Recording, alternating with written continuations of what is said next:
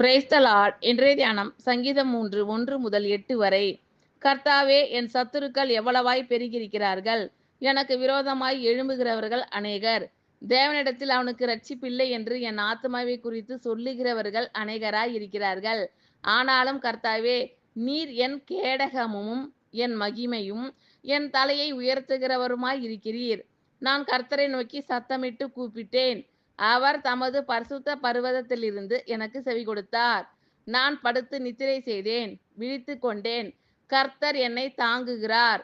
எனக்கு விரோதமாக சுற்றிலும் படையெடுத்து வருகிற 10,000 பேருக்கும் நான் பயப்படேன். கர்த்தாவே, எழுந்தருளும். என் தேவனே, என்னை இரட்சியும். நீர் என் பகைஞர் எல்லாரையும் தாடையிலே அடித்து துன்மார்க்கருடைய பற்களை தகர்த்து போட்டீர். இரட்சிப்பு கர்த்தருடையது. தேவரீருடைய ஆசீர்வாதம் உம்முடைய ஜனத்தின் மேல் இருப்பதாக. கர்த்தாவே, என் சத்துருக்கள் எவ்வளவாய் பெருகியிருக்கிறார்கள்!